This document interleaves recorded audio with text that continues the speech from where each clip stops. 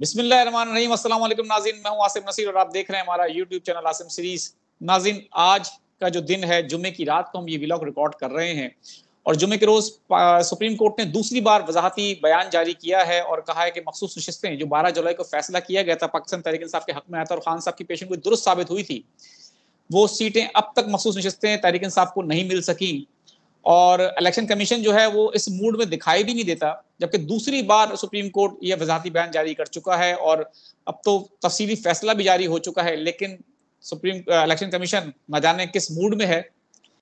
इस पर खान साहब से बात करेंगे, आईनी तरमीम के ऊपर बात करेंगे और मौलाना साहब किसका साथ देंगे। खान साहब जो है, खान साहब ने कल भी हमारे साथ व्लॉग में कहा था कि 50-50 हो गए मौलाना साहब।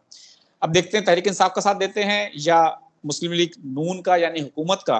इन्हीं तमाम मौज़ूआत पे बात करेंगे। हमारे साथ मौजूद है मशहूर मारूफ एस्ट्रोलॉजर, सीनियर कानूनदान और international royal palmist M A Shahzad Khan साहब। अस्सलाम वालेकुम सर, क्या हाल है, कैसे हैं आप?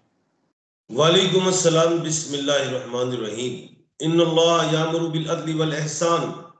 बेशक अल्लाह हुक्म देता है इंसाफ करने का और एहसान करने का। जी बेटा, अल्लाह का बड़ा करम। जी सर, सबसे पहले तो ये बता दें कि आज अब जब हम ये व्लॉग कर रहे हैं रिकॉर्ड, हमने बता दिया अपने देखने वालों को कि जुम्मे की रात है और आज के रोज सुप्रीम कोर्ट ने दूसरी बार वजाती बयान जारी किया है। आपको लगता है कि मखसूस नशिस्तें तहरीक इंसाफ को मिल जाएंगी? क्योंकि बहुत इंपॉर्टेंट है इस वक्त नशिस्तें मिलना, जिसको भी मिल गई, अगर हुकूमत को मिल गई, इलेक्शन कमीशन ने हुकूमत को दे दी, फिर तो दो तरह अक्सरियत मिल जाएगी और कोई मसला ही नहीं है आने तरमीम जो है वो पूरी करवाने के लिए। बेटा, बड़ी खूबसूरत बात है और कल आज मैं जरा कोशिश करूंगा कि आसान गुफ्तगू करूं, मुश्किल कानूनी गुफ्तगू ना करूं। मैंने कहा था कि मौलाना फजल रहमान साहब 50-50% हो गए हैं दोनों तरफ। अब हुकूमत जो है उन्होंने बड़े चक्कर लगाए हैं, अपनी जूतियां जो हैं उन्होंने पता नहीं उनको टूट गई होंगी जगह लगा लगा के, जूतियां बदलते रहे होंगे। हर दफा वो हुकूमत का कोई भी नुमाइंदा नई जूती पहन के जाता हो, जूती टूट जाती है। फेरे बड़े लवाए रहे हैं मौलाना फजल रहमान साहब ने। अब हुकूमत को आ गया गुस्सा। अब चाहे स्टेट को गुस्सा आ गया, ऐसे स्टेट ने ठान ली है कि हमने आईनी तरामीम करनी है। अब आईनी तरामीम में कुछ मामला ऐसे से जो तय पा गए, जैसे मैंने कहा था आईनी अदालत नहीं बनेगी, आईनी बेंच हो सकता है। कल तक वो आया कुछ और जगह में, आज आईनी बेंच में मान गए, रजामंदी हो। फिर मैंने कहा था 3 जस्टिस साहबान या 5 में से, लेकिन 3 जस्टिस साहबान में से तकर्री होगी, ये भी कहा था। अब 3 जस्टिस साहबान इंतजार किया करेंगे, हुकूमत की मरहूम मिन्नत कैसे करके सर बैठा होगा, तो ये हमें किसकी अपॉइंटमेंट होती। एक अच्छा मामला था, जो सीनियर तरीन होते हैं वो आ जाते।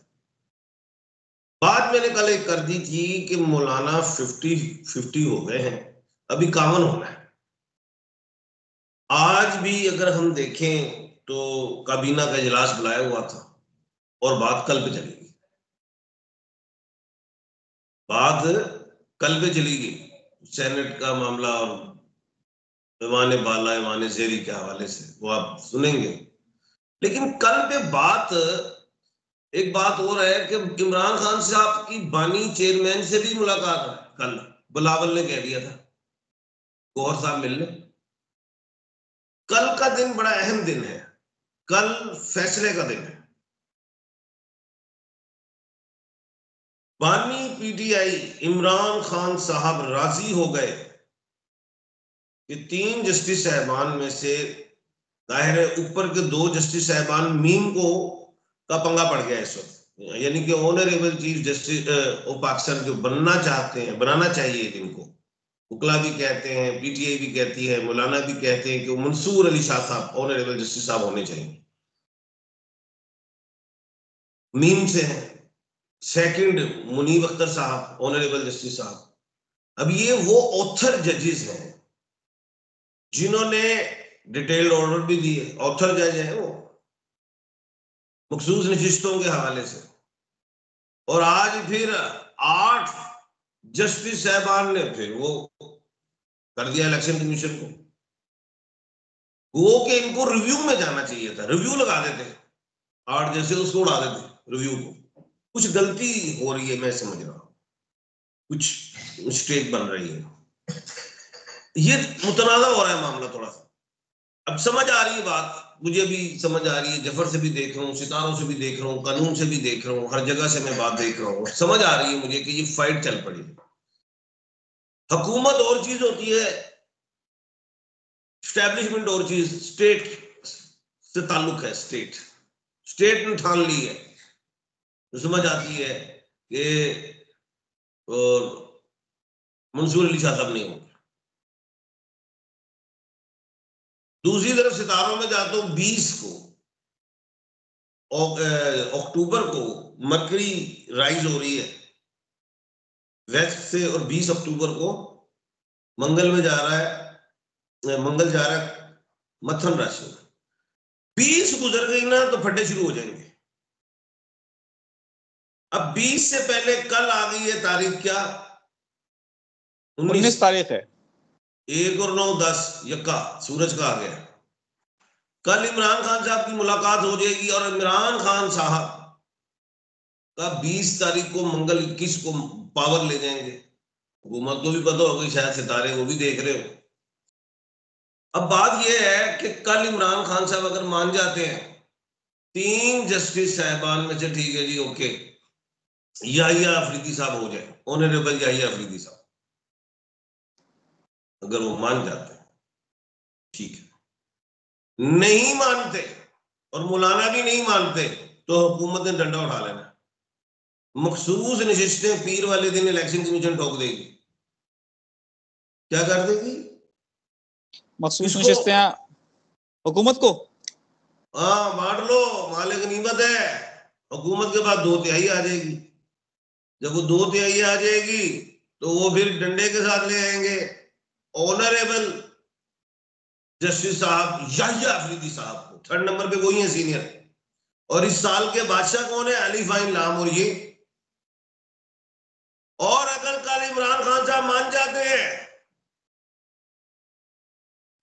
हैं, 20 के बाद तो फटे आ रहे हैं ना नजर मुझे, और अगर कल मान जाते हैं इमरान खान साहब तो ठीक है जी, 3 जजेस की अपॉइंटमेंट में से जो सा मर्जी चूज हो जाए, तो चूज तो वो याहिया साहब ही होंगे। तो समझ लेना इमरान खान साहब के दरवाजे भी खुलना शुरू 20 के बाद। आप चाहे इस महीने भरी कर ले या अगले महीने भरी कर ले, इमरान खान साहब को और जितने भी पीटीआई पे केसेस हैं, जो भागे हुए हैं, सब कुछ जो इश्तेहारी वांटेड, सब जुड़ जाएंगे।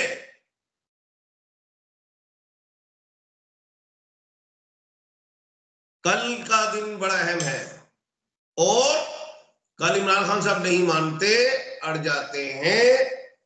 मौलाना माने ना माने, मखसूस नशिस्तें दे दी जाएंगी, 2/3 आ जाएगी, और हुकूमत जो चाह रही है वो कर जाएगी। आईनी अदालत नहीं बनेगी, वो तो कह दिया। अब ये जस्टिस साहबान की तकर्र की लड़ाई है। तो फिर चाहे मौलाना सड़कों पे हो, चाहे वकला हो सड़कों पे, चाहे पीटीआई सड़कों पे हो, वो तो फिर दमादम मस्कल अंदर तो कहा हुआ है। लेकिन कल का दिन फैसला कौन है, जिसमें इमरान खान साहब कह देते हैं जी ठीक है जी ये मसवदा जो है ओके, तो फिर परसों से खुशियां भी देख लेना, ये पीर मंगल को काम डाल देंगे। हो गया, कल भी डल सकता है, कल भी हो सकता है। आईनी तरीन ओके टू बोर्ड। अख्तर मेंगल साहब के भी कुछ बंदे, 2 एंट्री आ गई है, कुछ फजलुर रहमान साहब के, कुछ पीटीआई के। कहता था केपी से टूटेगा काम, कहता था मैं, और देख ले टूट रहा है। 20 गुजर गई, फटे शुरू। हुकूमत ने काम डाल देना है, ताकत का इस्तेमाल होगा। और कल इमरान खान साहब ने ओके कर दिया, दरवाजे भी खुल जाएंगे जी। बिल्कुल ठीक है सर। बस सर आखिर में हमारे देखने वालों को ये बता दें कि हुकूमत आपको, यानी कि इसका मतलब है मजबूत नजर आ रही है, या हुकूमत कुछ आपको मुश्किलात में घिरती दिखाई दे रही है? हुकूमत के पास चौथा कार्ड मौजूद है, जो मैंने कल बताया था कि चौथा कार्ड मखसूस नशिस्तें।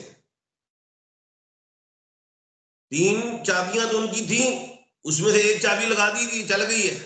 अब अगर वो चाबी फेल होती तो उन्होंने मखसूस नशिस्तों की लगा दी, काम अपना डाल देगी वो। लेकिन वो खतरनाक चाबी है। जब ये हुकूमत अगर लगाती है चाबी मखसूस नशिस्तों वाली, जाहिर है बुखला भी है, अवाम भी है, JUF भी शामिल हो जाएगी, PTI भी शामिल हो जाएगी, तो ये दंगे फसाद और सियासी अदम इस्तेकाम और बढ़ जाएगा। इसलिए सुबह मुलाकात इमरान खान साहब की, और 20 के बाद मैंने कहा था इमरान खान साहब मजबूत। सुबह इमरान खान साहब को देखते हैं वो क्या करते हैं, नेल्सन मंडेला वाला किरदार अदा करते हैं, माफी करते हैं, ठीक है जी कर लो, और फिर उसके बाद दरवाजे खुल जाए। बिल्कुल ठीक है सर, बहुत बहुत शुक्रिया हमें वक्त देने के लिए। नाज़रीन, जहां हमारे वीलॉग का वक्त खत्म हुआ, मुझे और एम शाद खान साहब को दें इजाजत। आखिर हमारा वही पैगाम है, मुस्कुराएं, प्यार बांटें और अपने आसपास के लोगों का ख्याल रखें। अल्लाह हाफिज। अल्लाह हाफिज।